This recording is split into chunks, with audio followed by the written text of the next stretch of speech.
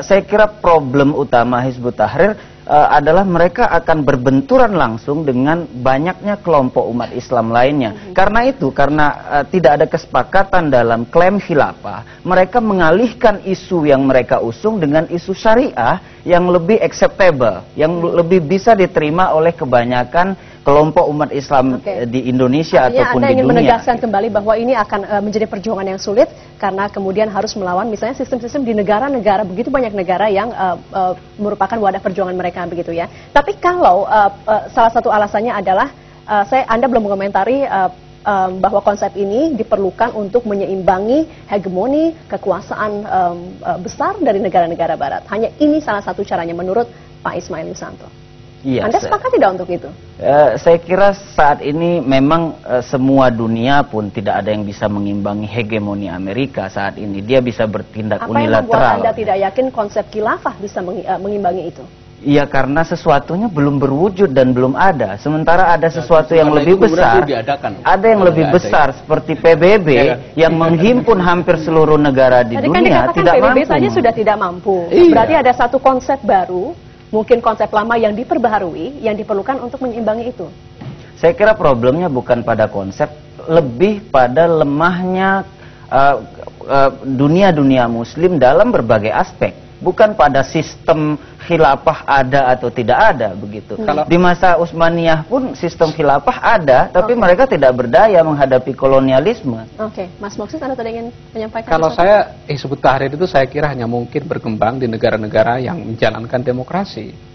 Kalau kita lihat misalnya di Timur Tengah, agak susah Hizbut Tahrir akan masuk ke Saudi Arabia misalnya. Oleh karena itu Hizbut Tahrir harus dan wajib berterima kasih kepada sistem demokrasi. Karena dengan itu mereka bisa tumbuh gitu. Yang kedua, jangan dikira bahwa setiap orang kembali kepada syariat itu lalu menjadi selesai. Karena setiap orang kembali kepada Quran, maka habis kembali kepada Quran akan menimbulkan tafsir-tafsir yang berbeda. Itu sebabnya misalnya di Majelis Mujahidin Indonesia saja tidak bisa menyatukan antara Ustadz Muhammad Thalib dengan Ustadz Abu Bakar Basir. Itu dalam organisasi yang sangat kecil.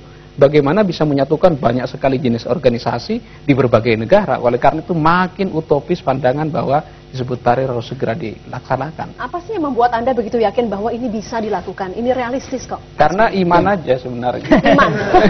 Enggak, saya pikir. Ya, silakan Pak. Ya, saya kira harus tegaskan, iya itu. Dan apa yang kita punya dewasa ini di tengah kita ini berada di dalam hegemoni dalam seluruh aspeknya, kecuali bahwa kita masih punya iman, punya tauhid. Tetapi bukan hanya itu, kita juga iman punya. Iman kan tidak cukup hanya itu. Iya, makanya saya bilang tidak hanya itu. Kita juga punya kan khasanah, sakufah Islam yang begitu kaya, yang kita bisa gali dan kita ketemu kan. Kalau syariah di bidang ekonomi kita bisa menemukan itu perbankan syariah.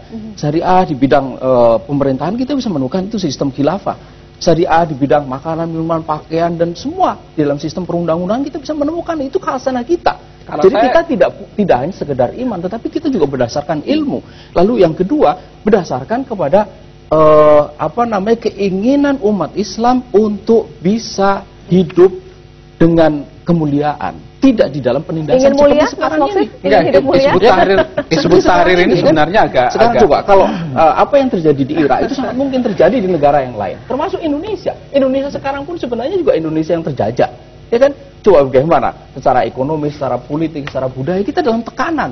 Bagaimana kita akan membebaskan negeri kita kalau bukan dengan kekuatan yang kita punya? Oke, saya lihat Mas Moksis dan Mas Moksis sudah tidak sabar ingin mengomentari. Kita berikan aplaus dulu. Komentar atau jawaban dari Anda akan kita dengar sesaat lagi, pemirsa. Khilafah versus imamah, atau mungkin dalam kepemimpinan kepercayaan Katolik ada yang dikatakan pemimpin umat seperti Paus. Apakah ini sama atau apa perbedaannya? Kita akan bahas sesaat lagi dalam Forum Today's Dialogue. Tetap bersama kami.